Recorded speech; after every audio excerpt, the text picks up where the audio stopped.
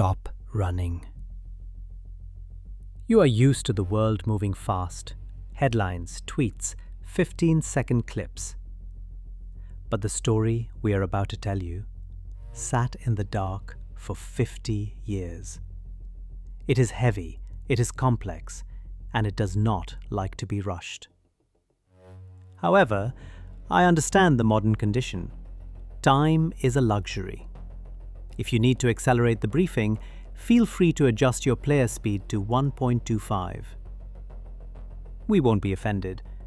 The truth remains the same, no matter how fast you play it. Now, let us open the file.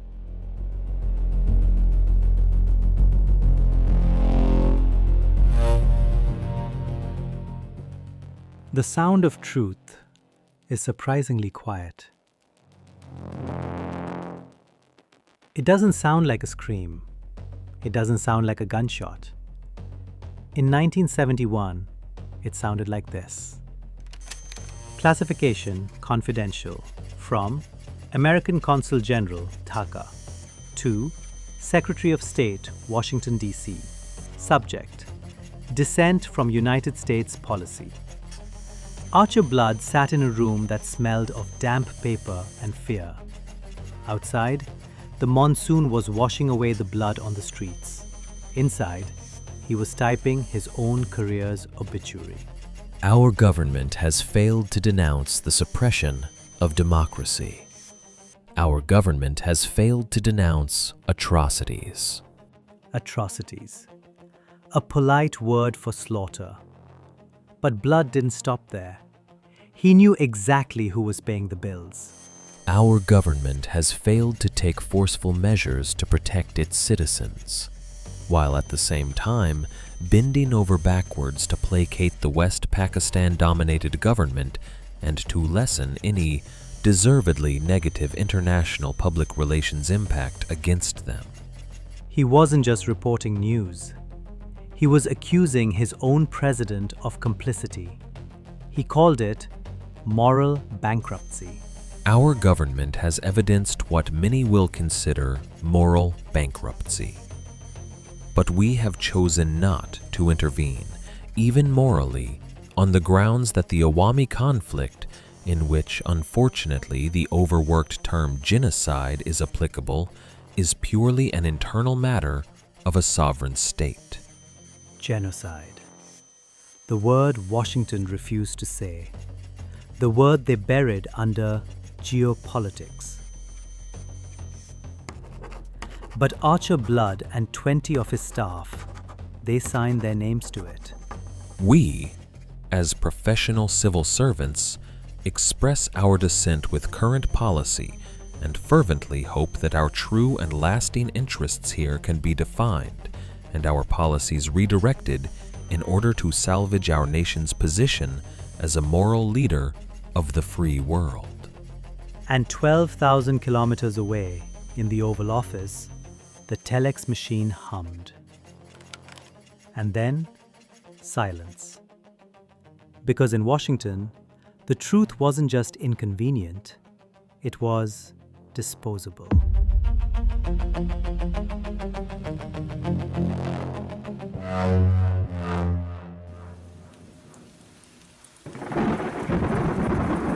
New Delhi, late April. The rain in Delhi isn't like the rain in London. It's violent. It hammers against the windows of number 1 Safdarjung Road like it wants to break in. Inside, the air was heavy with cigarette smoke and bad news. The report was brief.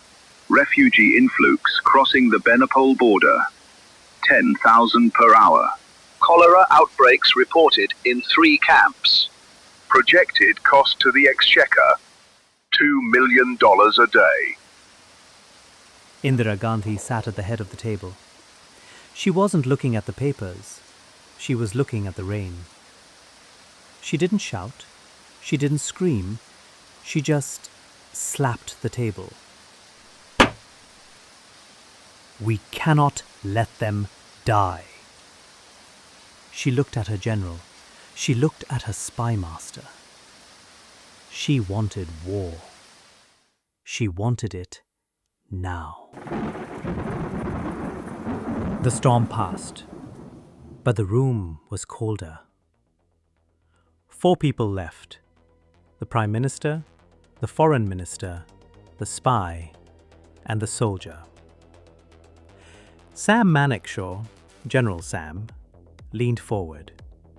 He didn't care about politics. He cared about mud. Prime Minister, if I march now, my tanks will sink.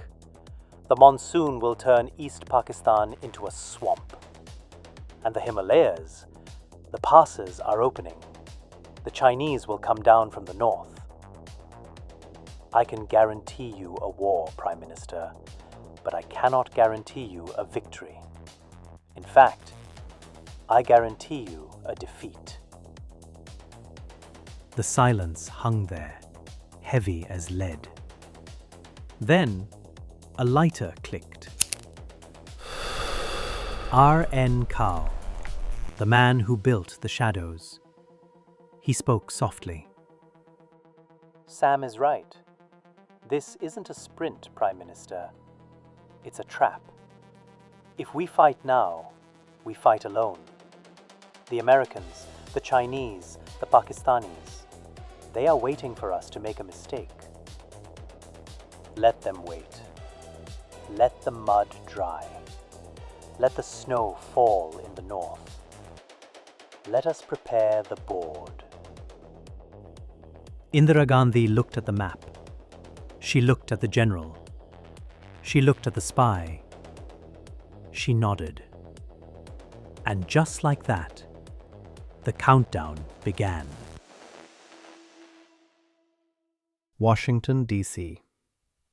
While Delhi drowned in rain, the White House was cool, air-conditioned, hermetically sealed against reality.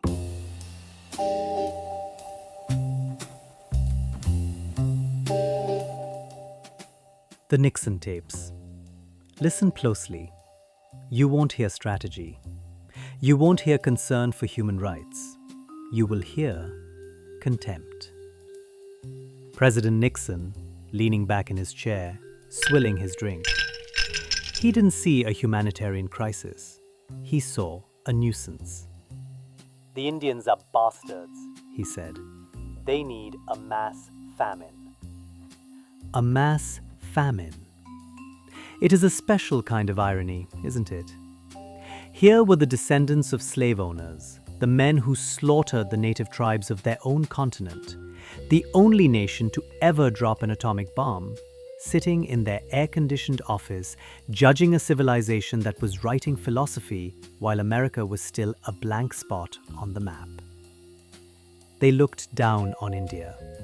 If only they had educated themselves, they might have learnt that the subcontinent was alive and thriving for thousands of years before they knew what culture even was. But Henry Kissinger, the grand strategist, he didn't care about history. He just nodded. To him, the genocide in Bengal was just collateral damage, a side effect of the real game, opening the door to China. They didn't care about the blood.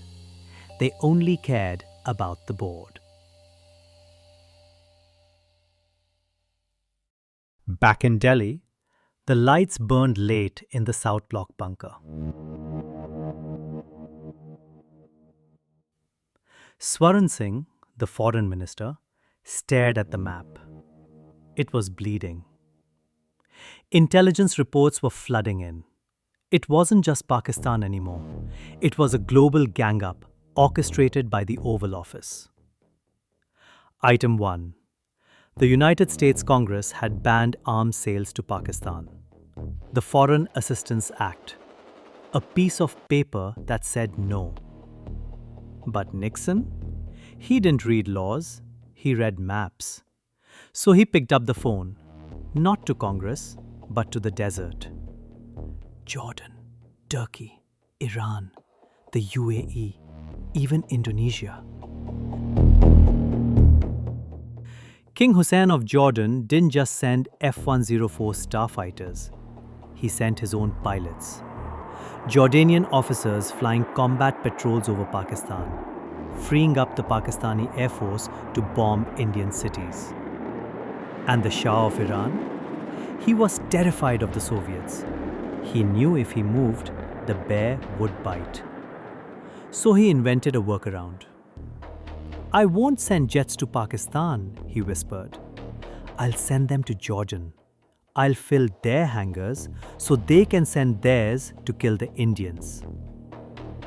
Turkey sent tank parts to keep the Patton tanks rolling. The UAE sent Mirage 5 fighters, half a squadron, piloted by Pakistanis pretending to be Arabs. Indonesia, the largest Muslim nation, prepped submarines, the KRI Pasopati, to hunt in the Arabian Sea. It was a ring of fire, a transnational hit squad assembled by Henry Kissinger. Every one of them pressed by Washington, every one of them lining up to take a shot at the Hindu threat. India wasn't just fighting a neighbor, it was fighting a hemisphere. But the biggest secret was in the air. July 1971. Henry Kissinger was officially in Pakistan, recovering from a stomachache, resting in a mountain resort. R.N. Cow didn't believe in stomachaches. Indian listening posts picked up a signal, a flight plan that didn't make sense. The courier is airborne. Destination Beijing. He wasn't sick. He was shaking hands with Mao. The realization hit the war room like a bomb. The United States and China were now allies, and their common enemy was India. The nightmare was real. A three-front war: West, East, and North. And then the knife in the back. Colombo Airport, Sri Lanka. Just months ago, Indian troops had saved the Sri Lankan government from a violent Marxist insurrection. We bled for them. And how did they repay us? By opening their fuel pumps to Pakistani jets. Every plane that landed in Colombo carried troops to kill Bengalis. Every gallon of fuel allowed the genocide to continue for another hour. We saved their house, and they opened the back door to our executioners. If you are surrounded, you don't pray. You find a bigger friend. Enter the Kashmiri Mafia. P.N. Haksar, D.P. Dhar, men who played chess with live ammunition. They flew to Moscow. They didn't ask for help. They offered a checkmate. August 9th, 1971, the Indo-Soviet Treaty. Hidden in the text was secret Article 9. It was a message to China. If you move a single soldier in the Himalayas, the Soviet army moves on your border. 33 Chinese divisions froze in place. Without firing a shot, the northern front was neutralized. But guns need bullets. And for that, Indira turned to the shadows.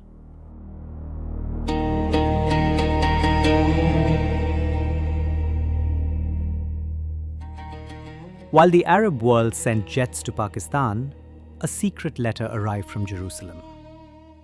Golda Meir, the Iron Lady of the Middle East, writing to the Iron Lady of India. It was back-channel diplomacy at its finest. Meir saw an opportunity. The Shah of Iran had ordered heavy weaponry, but he hesitated. He feared the Soviet bear. So Golda made a choice. She took a massive risk. She diverted the shipment. She went against the United States. She went against the entire Western alliance. She moved the Shah's ammunition to Indira's army. There were no photos, No handshakes. Just a cargo ship docking in the dead of night. Crates marked agricultural equipment. Inside, 160mm mortars, the kind that break bunkers. Originally destined for Tehran, now aimed at Pakistani pillboxes. Who would have thought it? It took two women, two steel matriarchs in a world of posturing men, to bring their nations together. They planted a seed in the dark soil of 1971, a secret alliance forged in necessity. And look where we are in 2025.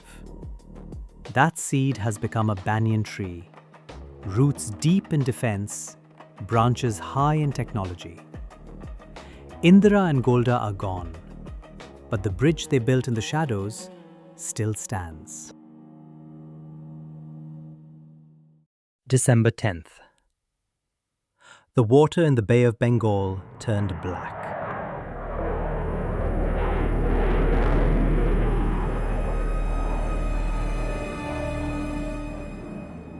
Task Force 74, led by the USS Enterprise, a nuclear-powered city floating on the ocean.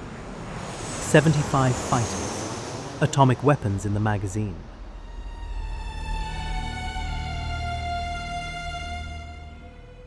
Nixon called it a show of force.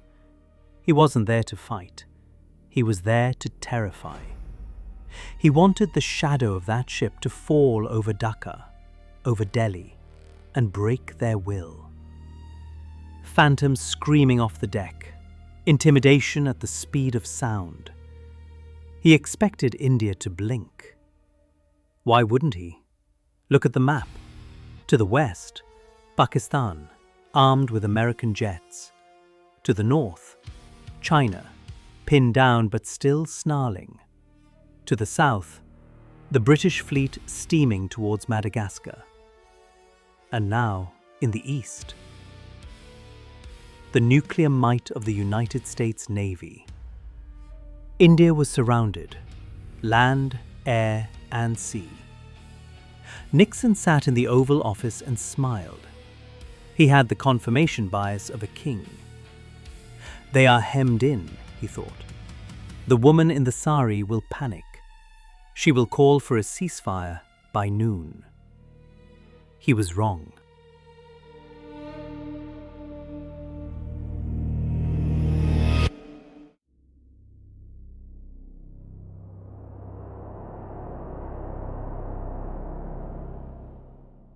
Moscow, the Kremlin. While Nixon smiled, the Russians did the math. If India falls, we are next. It was simple geometry. A US-Pakistan-China axis would encircle the Soviet Union from the south. The warm waters of the Indian Ocean would become an American lake. They couldn't afford to lose India. It wasn't about friendship, it was about survival. So they didn't send a diplomat, they sent a hunter. Admiral Vladimir Krugliakov, commander of the 10th Operative Battle Group. His orders were clear. Do not let the Americans intervene. Use whatever means necessary. He set sail from Vladivostok. He knew he was outnumbered. But he also knew something Nixon didn't. He wasn't going there to win a battle. He was going there to start a war. The Indian Ocean became a chessboard. To the east, in the Bay of Bengal, the USS Enterprise, a massive wall of steel moving north to strike. To the west, in the Arabian Sea, the British fleet, led by HMS Eagle, closing in to squeeze India from the other side. It was a pincer movement. But in the middle, blocking the American path, was the Soviet 10th Operative Group. Krugliakov didn't form a line. He formed a net. He ordered his submarines to surface. Surface. It was a suicide spread. By surfacing, he gave away his position. He made his subs vulnerable. But he also sent a message that every American captain understood. I am Admiral Vladimir Kruglyakov, commander of 10th Operative Battle Group. We are here. We are armed with nuclear missiles. And if you launch a single plane or missile towards Indian assets, we will turn this ocean into a graveyard. It was the ultimate gamble. He put his own fleet in the kill box to lock the Americans out.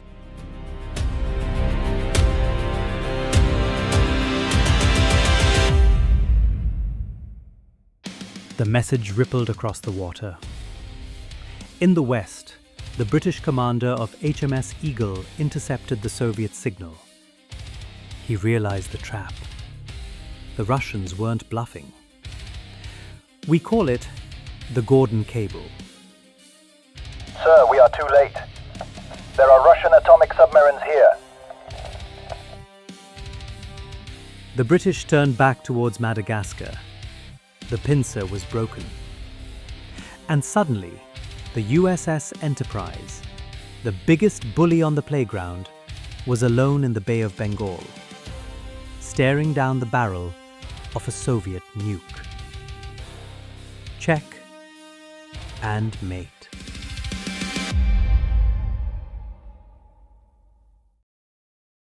While the superpowers froze at sea, the end came on land.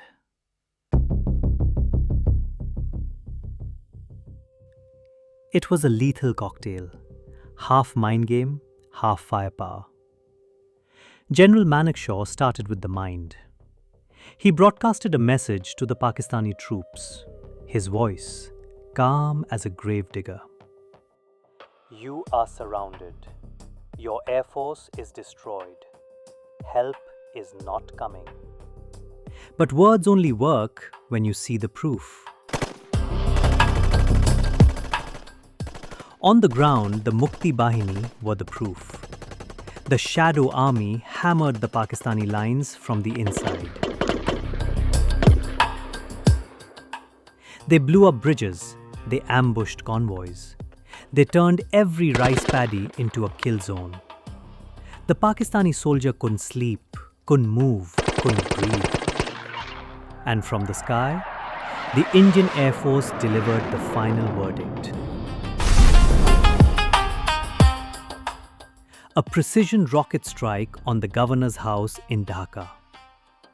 Right in the middle of a cabinet meeting. The roof collapsed. The puppet government resigned on the spot.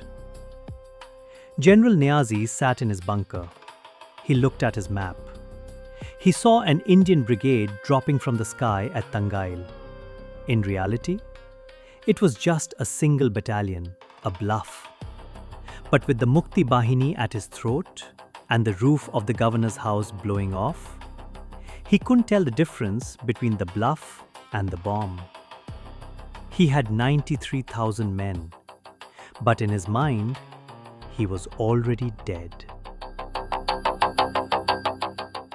December 16th, the racecourse ground. The sun was setting.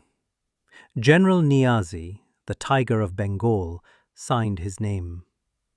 He unholstered his revolver and handed it to the Indian general.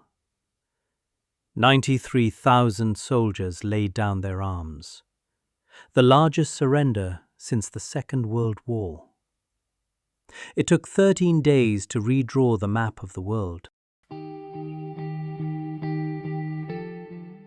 So, what did we learn? It turns out the emperor had no clothes. The Americans sent the most powerful fleet in human history. They sent jets, they sent threats, they even had a reliable source inside the Indian Prime Minister's office. A mole, a traitor, someone feeding every secret cabinet decision directly to the CIA. Nixon thought he had the ultimate advantage. He thought he was reading Indira Gandhi's diary. But he forgot wwho he was dealing with. R.N. Kao knew about the leak. And instead of plugging it, he used it. He fed the reliable source exactly what he wanted Nixon to hear. We will destroy West Pakistan. We will take Kashmir. He baited the hook, and Nixon swallowed it whole. He panicked. He sent the fleet. He showed his hand to the entire world. And when the dust settled, the Americans looked foolish. The English looked weak. The Pakistanis looked abandoned. And in Moscow, they were laughing. Laughing at how the Indians made a monkey out of the superpowers. It was such a spectacular embarrassment that to this day, Washington pretends it never happened. Case closed. And that concludes the file on the blood telegram. Thank you for stepping into the shadows with us. If you found this intelligence valuable, if you enjoyed the history they don't teach you in school, do us a favor. Hit the subscribe or follow button. It ensures you don't miss the next briefing. Please leave us a rating and a review. It helps us keep the channel open and the signal strong. We also want your intel. Who do you think the reliable source inside the PMO really was? Was it a traitor or a double agent planted by Cow? Drop your theory in the comments. And finally, participate in our poll. The question is simple. Was the 1971 war the true beginning of the multipolar world? Yes or no? Until next time, keep your eyes open. The game never ends.